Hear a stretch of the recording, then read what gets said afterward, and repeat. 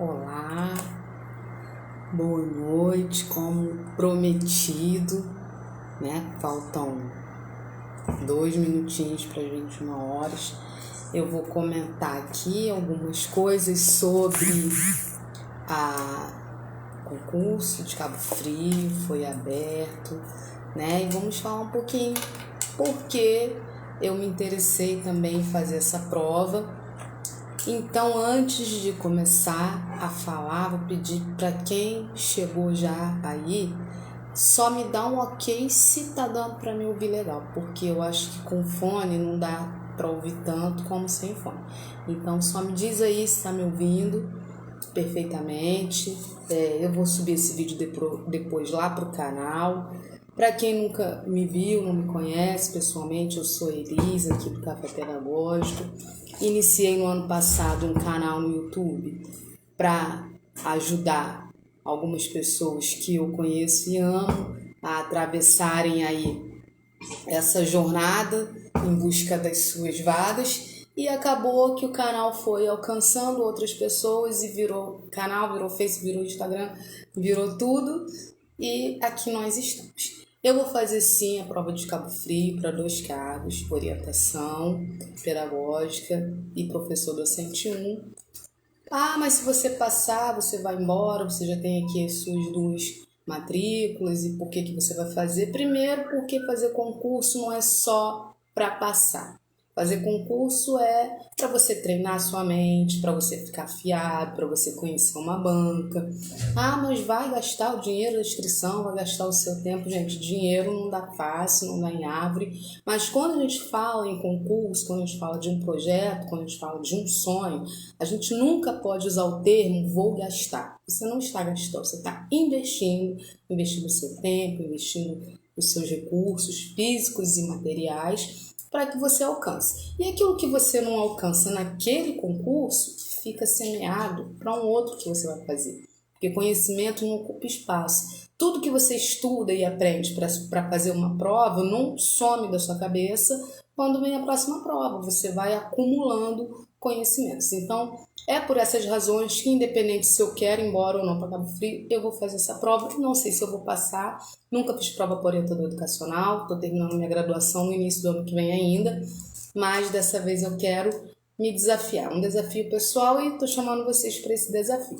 Então, sem mais delongas, eu vou falar um pouquinho sobre alguns pontos que eu achei interessante de falar que vieram no edital. Alguns pontos que fazem diferença para você poder se orientar e já traçar aí o seu planejamento, a sua meta, né? Se você realmente quer passar. Então vamos lá. O concurso, vou pedir desculpa, gente, porque eu estou fazendo a live no momento que a minha casa está funcionando. Eu tenho um marido, tenho um filho, então eles vão fazer as coisas deles e vai aparecer ruído. E eu não vou esperar a madrugada e também não dá às vezes para acordar 7 horas da manhã para fazer. O horário agora é esse. Pode passar alguém pode me chamar, pode fazer um barulho lá, mas é assim, senão a gente não faz, tá bom? Então, a banca foi escolhida a IBAN, Instituto Brasileiro de Administração Municipal.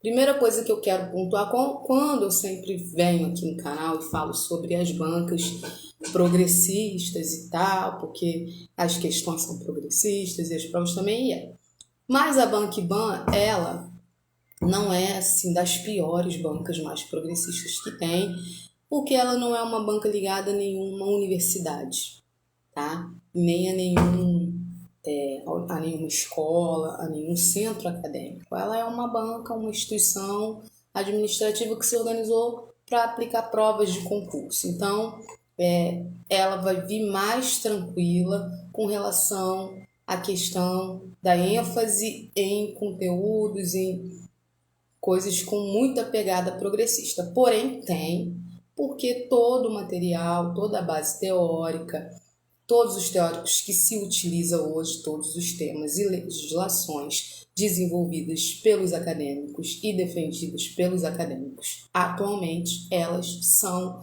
de cunho progressista, disso não dá para fugir. Porém, pelo que eu vi no conteúdo programático, a banca está muito básica e muito técnica. Então, a gente não vai ter muita questão, assim, de cunho, vamos dizer, né? A palavrinha ideológica e progressista, mas a pegada tem.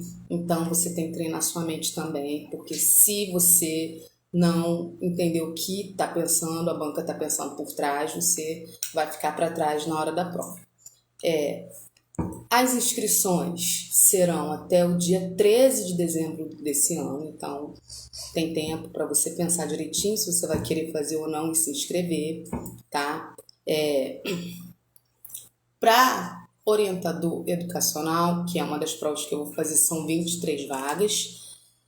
E as exigências são graduação em pedagogia, aquela graduação ampla, que é a que a maioria hoje das universidades oferece, que você já sai da faculdade de pedagogia habilitado para os cargos de orientação, supervisão e gestão. Porém, quem fez pedagogia antes ou que não fez pedagogia, fez uma outra licenciatura, vai precisar, além da graduação, de também uma pós em orientação educacional para poder complementar a exigência, né? E para orientação educacional e também para supervisão, eu não vi isso ainda, talvez tenha tido, mas em concurso que eu presto é a primeira vez, 2 anos no mínimo de regência para poder fazer a prova para poder assumir o cargo de orientador educacional. Como assim? Você tem que ter trabalhado em sala de aula 2 anos para poder assumir, tá bom? A parte da divisão, que é a parte que mais interessa, que é a parte que mais faz diferença para poder você passar, né? Vamos lá. Tanto no ensino, tanto na prova de docente 1 como na prova de ensino superior, que são, né, os docentes 2, cargo de supervisão e orientação, a divisão das questões ela veio a mesma e com o mesmo peso. Então vamos lá. De conhecimentos específicos serão 20 questões e elas têm peso 3. O que isso quer dizer? Isso quer dizer que numa prova com 40 questões, você tem a metade delas, dessa prova, exigindo conhecimentos específicos e com o triplo do peso de outras partes da prova. Ou seja, tem que arrebentar em conhecimentos específicos. Eu falei isso em alguns vídeos lá no canal. Gente, hoje em dia, está se selecionando professor com base nos conhecimentos específicos. Então, as bancas vêm pesado no peso e na quantidade de questões de conhecimentos específicos. Então, tem que dominar. Porque, mas eu sei bem português, eu vou estudar muita história do município, mas se você não for bem em conhecimento específico, você vai ficar para trás, tá bom? Então, são 20 questões de conhecimentos específicos para docente 1 e também para orientador educacional. Português, vamos ter 10 questões, sendo com peso 2. Então, antigamente, nos concursos, a parte de português era sempre o primeiro critério de desempate, e quando vinha dividido por peso, a parte de português era que tinha o peso maior. Hoje, nos concursos na área de educação, a parte de conhecimentos específicos, quando a prova é de pedagogo ou que exige formação em pedagogia, a parte de conhecimentos específicos ela vai ultrapassar a importância que eles estão dando para português, né? Ou seja, eles querem pegar os professores que dominem, que entendam, que conheçam bem os atuais teóricos, né? As atuais teorias que a gente já sabe que são os progressistas, então eles vão vir pesado em conhecimentos específicos. Legislação educacional. Se você olhar, se você já leu o conteúdo programático, você vai ver que dentro de conhecimentos específicos dos cargos de orientador pedagógico, de supervisor, de docente 1, dentro da parte específica você já tem ali uma parte de legislação. E depois você ainda tem mais 5 questões só de legislação. Então, se a gente for colocar na ponta do lápis, não são 20 questões de conhecimentos específicos, são 25 questões de conhecimentos específicos.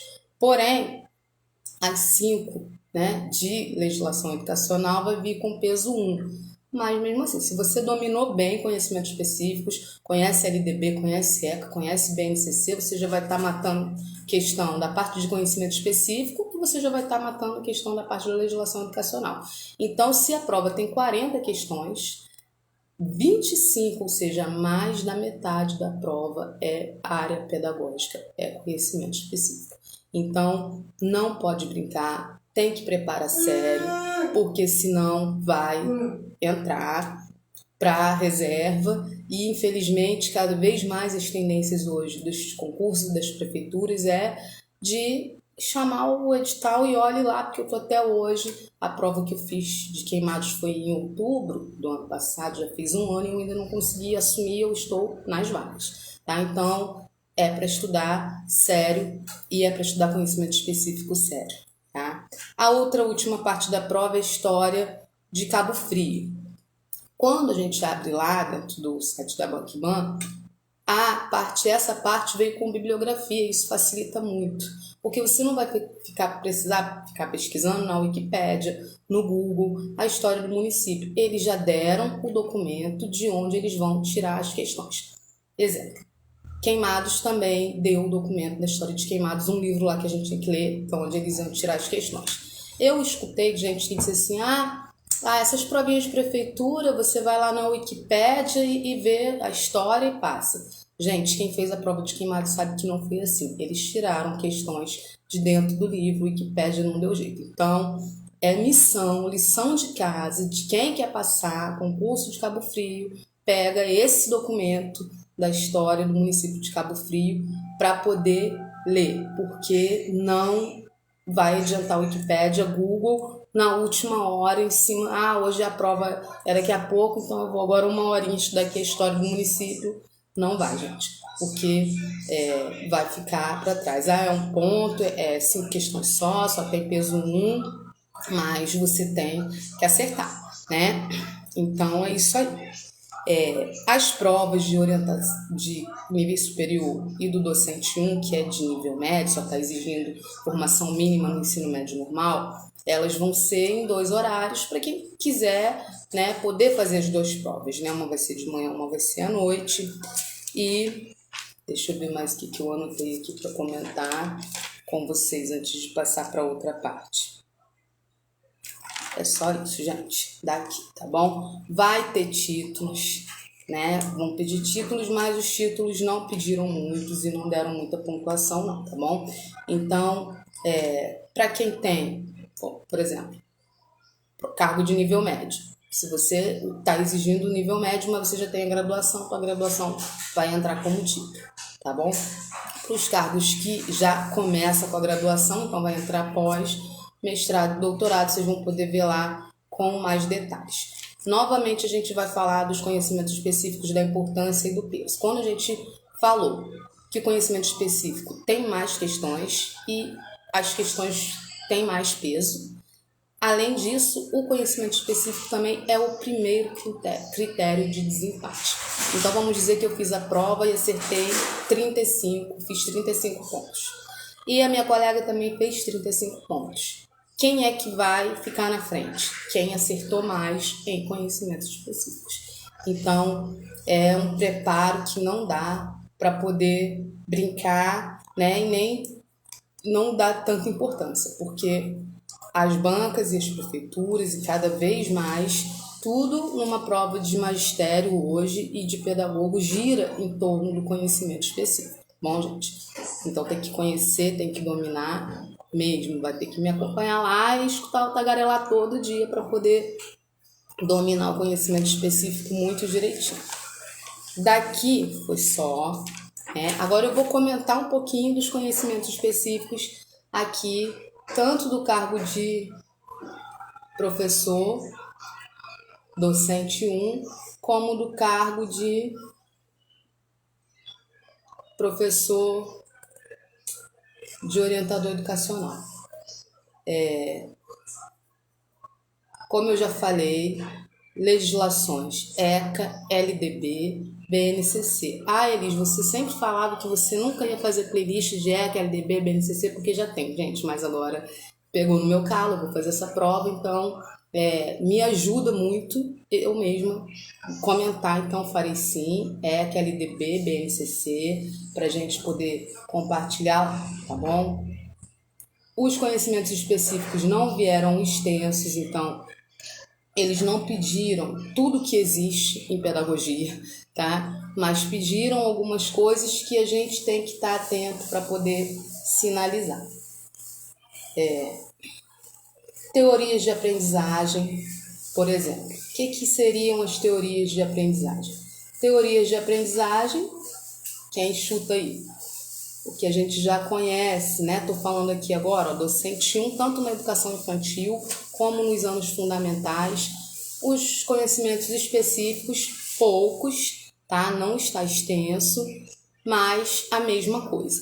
Vamos lá, teorias de aprendizagem. O que é teoria de aprendizagem? É como o indivíduo aprende. Quem é que a gente vai estudar? Vygotsky, Piaget, para começar, né, os behavioristas, todas as teorias, ou seja, tudo que se pensou ao longo aí da história da educação, porque eles não deram aqui quais teorias eles vão pedir, eles estão dizendo teorias de aprendizagem, então eles ampliaram aí o leque, então eu vou ter que estudar todas as teorias de aprendizagem, todas as principais teorias de aprendizagem que vieram ao longo da história da educação para eu poder fazer. Então a gente tem as teorias de Vygotsky, Piaget, tem os behavioristas, né, com o comportamentalismo, e por aí se começa a pensar em como se preparar para essa prova. O desenvolvimento da criança, cognitivo, afetivo, motor, perceptivo. A gente está falando aqui, gente, de educação integral. Isso aqui já é BNCC. Como assim? Educação integral, aquela educação que vai para a escola de manhã e volta de noite? Não. Educação que abrange, que olha, que enxerga o ser humano em todas as suas esferas, em todos os seus aspectos. No cognitivo, no afetivo, no motor e no perceptivo. Tá? Então, aqui a gente não está falando de legislação nenhuma, né, que ele colocou, mas isso daí já é desenhando o conceito da BNCC, os conceitos e a visão da BNCC. Avaliação eu já tenho vídeos lá, tá, gente, que eu fiz para quem vai fazer a prova de Itaguaí. Então já tem vídeo lá bem comentado e questões resolvidas sobre avaliação. Avaliação diagnóstica, avaliação formativa, avaliação processual, ou seja, são os métodos de avaliação, né, as técnicas de avaliação e os objetivos da avaliação. Com que olhar eu olho para, por exemplo, avaliação em uma prova de concurso hoje? A avaliação é aquela avaliação que não é para reprovação, que ela não pesa em cima do erro, mas que enxerga o erro como uma ponte, como uma construção, como um caminho, e tudo isso aí já tem lá comentado, tá? Para vocês também lá. Avaliação não vou gravar porque já tem, vou fazer uma playlist para Cabo Frio, vou pegar o vídeo de avaliação, vou colocar lá porque tá bem completinho, tá bom? Planejamento também já tem, tá? Prática pedagógica e o processo de construção de conhecimento. Hoje em dia a gente fala muito, né, de construção do conhecimento, que é Vygotsky, que é Piaget, que é tudo que a gente fala. A gente não fala mais em transmissão, vamos eliminar essa palavra do nosso vocabulário, não existe transmissão de conhecimento hoje mais. Para os teóricos atuais existe a construção do conhecimento dentro do processo de ensino-aprendizagem. Então essa prova vai pedindo para você questões que você aponte como é a prática pedagógica de um professor que entende o processo de ensino-aprendizagem como um processo de construção e não de transmissão. Interdisciplinaridade e projetos. Gente, interdisciplinaridade é aquele conceito, eu também tenho vídeo lá, todas as áreas do conhecimento se unem, vamos dizer, eu vou usar todas as áreas do conhecimento, português, a matemática, a artes, a história, juntas em prol de um entendimento de um problema ou de o desenvolvimento de um projeto. Quando se fala em interdisciplinaridade, se usa muito a pedagogia de projetos e isso a gente vai ver muito também. E eu já tenho lá também vídeo falando sobre interdisciplinaridade, mas vou gravar um específico para a gente poder ficar bem afiado. Democratização da escola pública é atualíssimo. Vou gravar um vídeo e a gente vai entender muito bem e fundamentar o nosso pensamento, gente. É progressismo do início ao fim, mesmo como eu falei lá no começo do vídeo, que ela não é uma banca ligada, né, a nenhuma universidade, a nenhuma escola, mas vocês podem ver que, independente, quando eles começam a desenhar os conteúdos no edital, As teorias, o pensamento progressista, né, a reformulação, o novo paradigma educacional que a gente vive, ele já vai se desenhando no edital. Isso aqui tem um objetivo só, descobrir como você pensa, né, e selecionar o professor que pensa de acordo com esses teóricos, tá bom? As novas tendências e competências, BNCC, gente, tá? Projeto político pedagógico, eu tenho vídeos lá sobre o PPP, sobre o projeto político pedagógico, e vocês podem olhar, tá bom? Com calma. Educação inclusiva. Educação inclusiva é um novo paradigma ao se lidar com a questão da educação especial. Porque a gente teve ao longo da história alguns momentos de relação, né, com a educação inclusiva, de visão. Hoje, a ideia de educação inclusiva. A gente já passou pelo estudante, a gente já passou pela integradora e hoje nós estamos no paradigma da inclusiva. E isso respaldado por legislações específicas e dentro da própria LDB, dentro do próprio ECA, a gente tem esse conceito. Então, a gente precisa entender, por exemplo, qual é a diferença de educação inclusiva para educação integradora, tá bom? O atendimento educacional aos alunos com deficiência, como é que tem que ser feito. Vamos estudar um pouquinho de bullying. Legislação, aí aqui, ó, a gente está falando de conhecimentos específicos, mas eles entraram na legislação educacional. Legislação educacional, a Constituição Federal, a LDB, Plano Nacional de Educação de 2014, a BNCC, o ECA e o Plano Nacional de Educação Municipal. Gente, lá, junto com os documentos do concurso, tem o Plano Municipal de Educação de Cabo Frio. Então, lição de casa, junto com a história do município de Cabo Frio, né, também o PN é daí do município, de lá de Cabo Frio. Currículo na perspectiva da inclusão e currículo adaptado. São temas atualíssimos, cada vez mais os concursos eles se renovam, né, e é preciso que a gente acompanhe. Cada vez mais a tendência é puxar mesmo todo o conteúdo programático para um novo paradigma da educação. Então, às vezes, quando a gente pega vídeos muito antigos, ou a nossa própria mente, de quem estudou, de quem já fez a faculdade há muito tempo, não tem talvez em mente esses conceitos tão acentuados, né? E essa é uma das razões de eu estar lá no canal, tá? Aqui, legislação educacional para os cargos de ensino superior, ou seja, para o cargo de orientador educacional, que é o meu caso, né? O ECA, a Lei de Diretriz, LDB, Lei Brasileira de Inclusão, uma outra lei aqui que eu não sei, né? Tá só numeradinha, a Lei Brasileira de Inclusão, o número dela. O Plano Nacional de Educação, a Base Nacional Comum Curricular, BNCC, o Plano Municipal de Educação, sujeito da praxes pedagógicas e, por último, ideologia e educação. O que quer dizer esse termo aí, ideologia e educação? É sublinhando aquilo que eu já falei tantas vezes. Educação, ela não é um ato livre de intencionalidade. Toda a educação ela é feita, traçada por uma razão que, dentro do projeto político-pedagógico, dentro das teorias, dentro dos teóricos, ele vai surgir como a palavrinha intencionalidade. Né? Quem educa, educa por alguma razão. Existe um pensamento, uma ideia, uma ideologia, uma postura ideológica por trás de tudo que se faz na educação, quer a gente queira admitir ou não. E aí veio, como é que pode aparecer ideologia e educação dentro de uma prova de magistério? Pode aparecer com a questão da intencionalidade. A gente já sabe que a gente vai caminhar pelos mesmos de sempre. É Paulo Freire, é o Vygotsky, é o Piaget, é a Magda, né? Mas tantos outros aí, o Gadotti, que o concurso não veio com bibliografia, mas a gente tem que entender, né, de onde é que pode se tirar essas questões.